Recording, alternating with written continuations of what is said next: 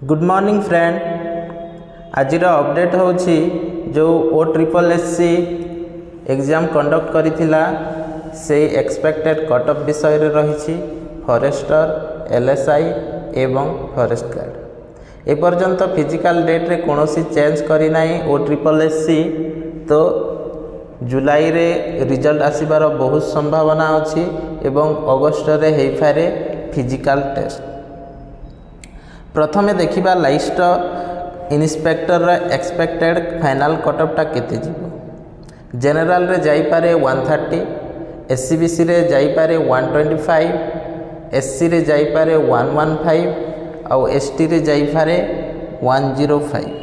ए जो कटअप टा एहा +5 मार्क अधिका जाई पारे बा -5 मार्क कम जाई पारे। निज निजर र स्कोर को देखिकी तुमे माने प्रिपेयर होइकी रहंतु। देन देखिबा हमें फॉरेस्टर रही देख जनरल रही 123, SCBC रे 117, SC रे 105 और ST रे रही 95।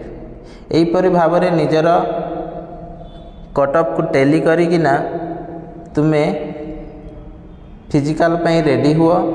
+5 मार्क अधिका नहीं पार बा -5 मार्क कम नहीं पार।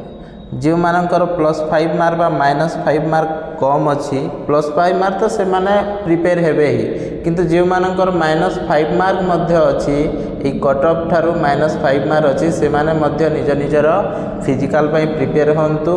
कहीं ना फास्ट राउंड सिलेक्शन फास्ट अच्छी, सिलेक्शन सेकेंड अच्छी, सिलेक्शन थर्ड मध्य जाई पारे। कहीं ना फिजिकल 25 किलोमीटर रनिंग करने समस्तों सहज नुहे।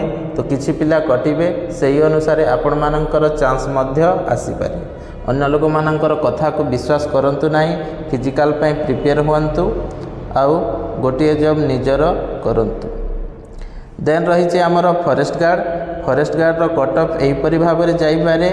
जनरल रो जाई पारे 100 माने 100, SCBC रो जाई पारे 95, SC रो जाई पारे 86 और ST रो जाई पारे 75। तो यार मध्य +5 -5 करि पारिबे। जो मानकर -5 मार्क ए कटअप ठारू कम अच्छी से माने निश्चित भाव में प्रिपेयर हुंतु। कहीं ना पुणी थरे कहूँ सिलेक्शन 1, सिलेक्शन 2 और सिलेक्शन थर्ड मध्य जाई पारे। कहीं ना फिजिकल 25 किलोमीटर रनिंग करवा इजी नुहे। तो प्रिपेयर होइकी रहंतु।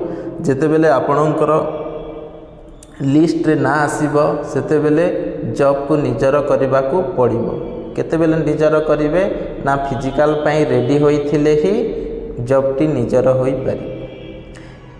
एहीपरि इनफॉरमेशन जानिबा पई वीडियोटी को लाइक करंतु, शेयर करंतु एवं चैनल को सब्सक्राइब करंतु। धन्यवाद।